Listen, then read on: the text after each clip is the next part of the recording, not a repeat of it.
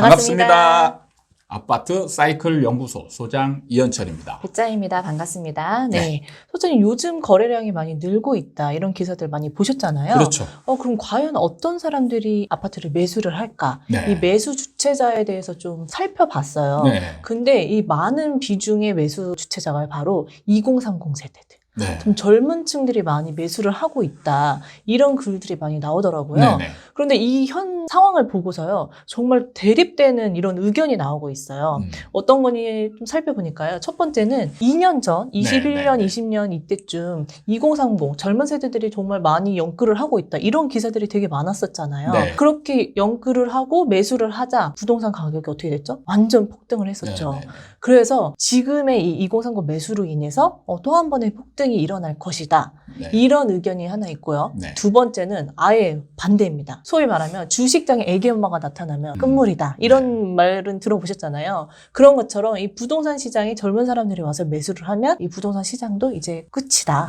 이렇게 또 생각하시는 분들이 많더라고요. 네. 너무 이렇게 의견이 갈리니까 어떤 게 맞는지 약간 궁금하더라고요. 소장님은 어떻게 생각하세요? 여기에 핵심적인 부분이 있는데 그 부분을 분석하는 거를 사실 빼먹었어요. 제일 핵심을 빼먹었다. 그렇죠. 어떤 게 있을까요? 어떤 현상과 원인이 생겼을 때 그 현상으로 인해서 이제 어떤 결과가 나타났잖아요. 그러면 연관성을 가질 때 조건이나 여건들을 고려를 해봐야 되는 거거든요. 네. 근데 그걸 고려하지 않은 거예요. 이 요인만 봤다. 이 네. 말씀이시죠? 그러니까 예를 들면 약을 개발할 때 임상실험이라는 걸 하잖아요. 그럼 임상실험을 할 때 사람들이 어려운 점이 뭐냐면 이 약의 효과를 방해하는 요인들. 그러니까 예를 들어서 식습관, 잠자는 시간, 운동량, 뭐 담배, 술 여러 가지 생활하면서 적용되는 주변 요건들 있잖아요. 인간을 실험을 할 때 이 요소를 다 배제하고 약만 먹여서 효과가 나오는 걸 테스트를 해야 되는데 이게 불가능하잖아요. 네. 그래서 어려운 거예요. 근데 사회가 똑같아요. 사회라는 게 어떤 요인이 생겼을 때 그 요인이 차지하는 비중, 주변 여건이 받쳐줬느냐 안 받쳐줬느냐 이런 거에 따라 결과가 달라지는데 그런 걸 아예 배제하고 결과만 가지고 이거는 이거다. 이런 식으로 분석하는 거는 정말 잘못된 분석이거든요.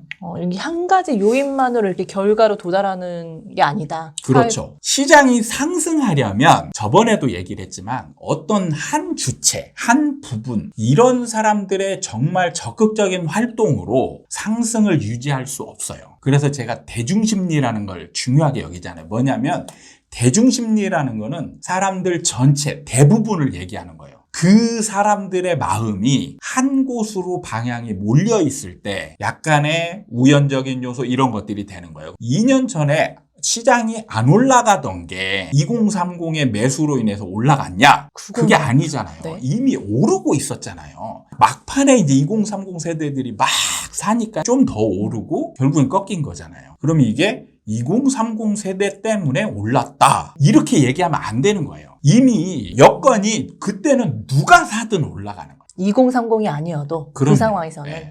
네. 근데 중요한 건 2030이 왜 그 시기에 샀고 그리고 조금 지나서 이제 꺾였잖아요. 그래서 이걸 이제 분석을 해야 돼요. 왜 그 막바지에 2030이 매수에 진입을 했으면 네. 사고 나서 왜 꺾였는지 그걸 그렇죠. 봐야 된다. 네. 네. 우리가 부동산에는 명언 같은 게 이제 별로 없어요. 주식 시장에는 굉장히 많거든요. 그러니까요. 그게 좀 아쉬워요, 저는. 네. 네. 그래서 이제 책도 제가 네. 주식 명언을 들여다가 얘기를 했었는데 주식 명언 중에 진짜 유명한 일화가 뭐냐면 애기업은 엄마, 뭐 그리고 스님이나 그쵸, 네. 뭐 이런 사람들 그리고 조지 소로스가 자기가 구두 닦으러 갔는데 구두 닦는 사람이 주식 얘기를 할 때 주식을 팔아야 될 시점이라고 생각을 해서 팔았더니 딱 맞았다. 그러면 왜 애기업은 엄마가 왔을 때 아니면 뭐 스님이 사러 왔을 때 아니면 구두 닦기 하는 사람이 이걸 샀을 때 이게 바로 떨어지는 요인이다 라고 분석을 하는지를 알고 있어야 된다는 거죠. 그게 중요한 게 뭐냐면 이 사람들이 왜 주식 투자를 하고 이 사람들은 그럼 평소에 어떤 행동을 하는지를 알고 있어야 돼요. 그러니까 애기 업은 엄마는 대부분은 애 키우는 데 집중을 하죠. 그렇죠. 육아에 전념한 시기니까. 그러니까 뭔가 네. 다른 데에 신경 쓸 겨를이 없는 대표적인 사람인 거예요. 그런 사람이 주식 투자를 하러 왔다. 그러면은 그 과정을 생각해 보면 다 투자자들이 이미 투자했고 주식 투자에 약간의 관심 있는 사람이 투자했고 관심 없는 사람 투자했고 그중에 가장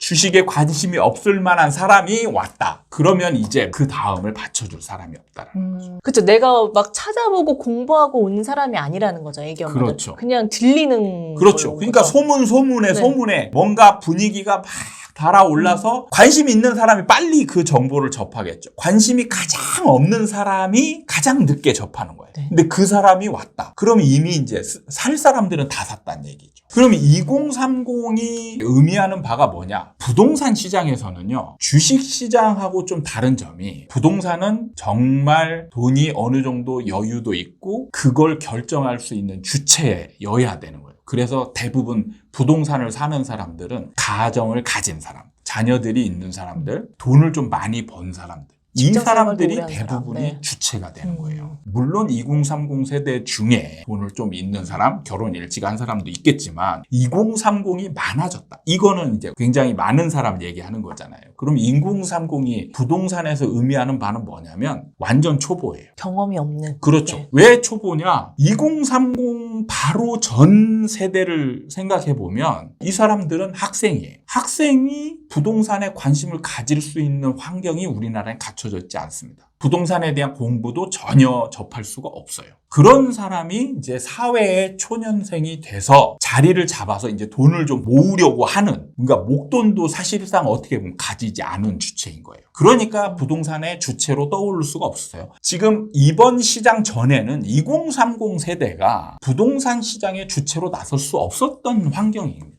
그러니까 2030이 가지는 그런 이미지나 뉘앙스는 바로 초보라는 거예요. 그러니까 주식시장에서 애기 업은 엄마랑 똑같은 주체라는 거죠.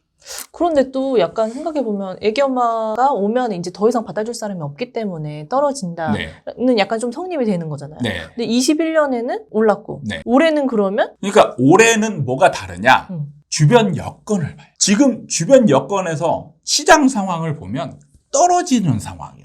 떨어지는 상황에 어느 한 주체만 집중적으로 사고 있는 거예요. 그럼 다른 주체들은 일종의 관망이나 오히려 지금 집을 가진 사람은 팔고자 하는 사람이 더 많고. 그러니까 제가 항상 강조하는 게 뭐냐면 상승을 하려면 이 에너지가 모여 있어야 돼요. 이 매수를 하려고 하는 에너지가 모여 있어야 그렇죠. 된다는 거죠. 근데 지금은 모여 있지 않아요. 모여 있지 않은 상황에서 어느 한 주체가 강하게 매수를 하면은 잠깐은 움직일 수 있겠죠. 잠깐은. 그 행위로 인해서. 그러면 뒤를 받쳐주는 사람이 연달아 와야 되는데 지금은 그렇지 않아요. 그러니까 저번 영상에서도 얘기했지만 무주택자들은 지금 전세가가 싸기 때문에 굳이 집을 막 적극적으로 비싼 집을 매수할 필요가 없어요. 그러니까 이 사람들이 누구나 다 집을 사려고 몰려드는 그런 상황이 아니란 말이에요. 그 다음에 지금 다주택자들도 투자를 하기에 좋은 여건이 아니에요. 갭 투자를 하기에도 지금 전세가가 너무 낮아서 내 자금이 많이 들어가고 대출도 쉽지도 않고 그리고 여러 가지 지금 제반 여건들이 좋지 않은 상황에서 2030이 매수하고 있어요. 그러면은 왜 2030이 매수할까? 2030이 지금 매수하는 이유는 간단합니다. 맛을 봤기 때문에 그래요. 부동산 시장에서는 2030 세대들이 샀을 때 올라가는 상황 그리고 최고가를 한번 겪었죠. 그리고 집값이 많이 떨어지는 상황을 겪었어요. 그러면 이분들은 지금 뭘 생각하냐면 주식처럼 생각하는 거예요. 집을. 그러면 주식시장에서 한 20에서 30% 떨어졌어. 그러면 매수 타이밍이지. 맛을 봤다는 의미는 어느 정도 경험이 있다는 말로 생각이 드는데 그 부분은 네. 어설픈 맛을 본 거죠. 찐 하락장을 지금 본 적이 없는 거예요. 경험하지 않았기 때문에 지금 자기들의 개별적인 판단인 거죠. 판단이었을 때 이 판단이 제대로 된 판단이 아닐 가능성이 큰 거죠. 찐 하락장에서도 지금 나타났던 게 뭐냐면 2008년도부터 네. 하락했잖아요. 2008년도에 하락하다 2009년도에 상승했어요. 상승하다가 이게 이제 데드캣 바운스였죠. 다시 하락을 하면서 2010년에 이제 급락이 나타나죠. 급락이 나타나면서 2011년, 12년 쭉 하락하고 2013년, 14년도 오르락마르락 올라가지도 않고 내려가지도 않는 아주 긴 하락장이 이어졌단 말이에요. 이걸 경험한 세대가 아니에요. 이분들이 또 겪은 다른 상황이 뭐냐면 코인 시장, 주식 시장, 부동산 시장 이게 같은 맥락이다 이렇게 착각을 하는 거예요. 약간 사이클도 좀 짧고 이러니까 부동산도 그렇게 생각을 했을 수도 그렇죠. 있다 이런 네. 말씀이신가요? 그러니까 부동산이 주식 코인과 다른 점을 파악을 하고 있어야 되는데 그걸 파악하지 못하고 비슷하게 생각하면서 많이 떨어졌으니까 이제 매수해도 괜찮겠네 라고 생각하면서 들어가는 거죠. 그게 2년 전의 상황과 지금이 다르다라고 그렇죠. 생각을 하시는 거거든요. 네. 그러면 제가 아까 전에 처음에 상승을 할 거다, 뭐 하락을 할 거다 네. 이렇게 얘기를 했었잖아요. 네. 그럼 이 두 의견에 약간 명제가 좀 둘 다 틀렸다. 뭔가 주변 여건과 상황을 먼저 더 봐야 된다. 약간 그렇죠. 이렇게 네. 말씀하시는 그러니까 단순히 2030 세대가 샀으니까 하락할 거다. 아니면 2030 세대 샀으니까 상승할 거다. 이걸 주요 요인으로 보는 자체가 잘못된 거예요. 그러니까 주식은 맞을 수 있지만 약간 부동산에서는 별개로 따로 생각해 봐야 된다. 이 말씀이신 건가요? 뭐 주식시장에서도 사실 만약에 하락하고 있는데 2030 세대가 집중적으로 샀다. 그럼 상승할까? 모르겠어요. 주식은 뭔가 그게 또 순간적으로 확 바뀌니까 근데 다 매수세가 똑같아요. 전체 시장이 상승하려면 네. 그 시장 여건이 갖춰져 있어야 돼요. 그러니까 주변 여건, 이 에너지가 갖춰져 있느냐 아니냐가 정말 중요한 거예요. 근데 지금은 에너지가 상승 에너지가 전혀 갖춰져 있지 않아요. 그냥 상승 에너지가 남아있는 거예요. 약간 잔재. 그러니까 네. 산불이 났을 때 잠불시 정도. 그러면 여기서 일종의 산소 공급이 샥 일어나면 불길이 잠깐 이렇게 샥 일어나는 것처럼 보이는 거예요. 근데 얘네들은 산불로 연결되지 않아요. 어째 약간 산불이라는 게 지금 부동산 시장의 흐름이라고 생각하면 되는 거네요. 어쨌든 지금 하락하고 있는 시기에 2030에 그 산소가 들어가도 네. 어차피 꺼지는 불씨라는 그렇죠. 거죠. 불길이 살아나서 옆으로 번져야 되는데 옆에 지금 다 타고 없어 아무것도. 탄소만 남아있어요. 그러면 얘가 번질 수가 없잖아요. 그러면 얘는 이제 가라앉는 거예요. 그 산불로 얘기를 해주시니까 되게 확 와닿는 것 같아요. 이미 타버려서 더 탈 수가 없다. 타고 네. 싶어도. 그 말이 진짜 맞는 것 같아요. 그러니까 지금 뭐냐면 시장 상황에서는 무주택자들이 이미 2020년, 21년에 살 사람 다 샀어요. 네. 가지고 있잖아, 지금. 그리고 지금 나머지 무주택자는 집을 아예 살 수 없는 사람이거나 아니면 시장에 부정적인 사람이거나 이런 사람들이 남아있는 거예요. 그러면 이런 사람들이 상승장에서도 안 샀는데 하락장에서 산다? 말도 안 되죠. 그리고 다주택자들은 지금 이미 포화 상태죠. 그래가지고 뭐 세금 낼 거 지금 어마어마하게 내고 있고 그래서 지금 뭔 생각을 하고 있냐. 다주택자들은 더 살 걸 고민하는 게 아니고 지금 일단 정리 좀 하자. 정리 좀 해가지고 내가 뭔가 새로운 세팅을 좀 할 수 있게 여건을 좀 마련해 놓자.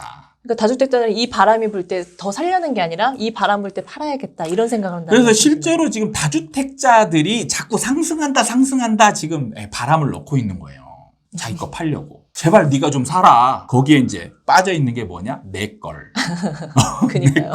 내 걸 사라. 이 얘기가 지금 빠져 있는 거죠. 네. 제발 사라. 그러면서 자기는 안 사죠. 그러니까. 못 사는 거예요. 그걸. 네. 오늘 뭔가 되게 그 산불 얘기가 저는 되게 확 와닿았던 것 같아요. 다 타버렸다는 게 이미 무주택주 중에서 살려고 했던 사람들은 20년, 21년에 이미 샀기 때문에 네. 더 이상 살 사람들이 없다. 그렇죠. 그리고 더 뭐 자주택자들 또한 매수보다 매도에 더 지금 포커스를 맞추고 있다. 그렇기 때문에 지금의 이런 2030의 매수세가 있다 한들 부동산 시장에 뭐 다 방향을 틀어서 더 올라가거나 이런 거는 있을 수 없는. 그러니까 지금 잠깐 이 사람들로 인해서 움직이는 그런 모습이 나타날 뿐이지 2030 세대들은 지금 실거주나 이런 거보다는 냉정하게 봤을 때는 지금 미쳐야 있는 거죠. 돈에. 부동산, 비트코인, 주식처럼 그냥 상품, 가치로 그렇죠. 딱 보는 거 그 시장을 경험한 사람들 안 사거든요. 네. 근데 2030 세대들은 약간 쫓아가서 사는 사람들이 아. 생기는 거죠. 그러면서 지금 약간 반등 분위기. 근데 문제는 뒤를 이어주지 않으면 절대 시장은 계속 상승할 수 없어요. 그럼 소장님 말씀대로 뭔가 2030 세대들의 지금의 매수로 진입하는 건 뭔가 진짜 수익성만 보고서는 지금 약간 들어온다는 거잖아요. 그러니까 이분들은 나중에 떨어지잖아요. 그러면 다시 되팔 가능성이 굉장히 많아요. 그럼 보유하는 기간이 좀 짧아질 수 짧아지는 있다. 거죠. 아. 네. 지금 2030 세대들이 산다. 이걸 뭘 의미하냐면 영끌이에요. 2030 세대들이 돈이 뭐 코인으로 많이 번 사람도 있겠지만 네. 그 사람들은 소수지 다수가 지금 뭐 몇천 명이 이제 사고 있는데 이 몇천 명이 다 부자냐? 아니란 얘기. 들리는 얘기 들어보면 지금 다 영끌이에요. 막 대출 풀로 끼고 이걸 감당을 하느냐 못하느냐 지금 이걸 고민하는데 이분들은 뭘 하냐면 올라갈 걸 기대하기 때문에 내가 이 고통은 충분히 감내할 거야. 그리고 올라갈 거를 확신하고 그렇게 사니까 지금 하는 거예요. 근데 상황이 딱 틀어져 버리면 부담이 갑자기 찾아오는 거예요. 그러니까 올라간다는 전제가 있었기 때문에 난 버틸 수 있었던 거니까요. 그렇죠. 네. 알겠습니다. 오늘은 뭔가 요즘에 2030 세대들이 매수를 하고 있다. 이 현상을 어떻게 바라봐야 될까에 대해서 좀 생각을 해봤는데 뭔가 핵심을 딱 집어주시는 것 같아요. 그게 어떤 의미를 표하는 건지 알 수 있었던 것 같아요. 오늘 시간 이렇게 마무리하도록 하겠습니다. 도움이 되셨다면 구독과 좋아요 부탁드리고요. 다음에 또 찾아뵙도록 하겠습니다. 감사합니다. 감사합니다.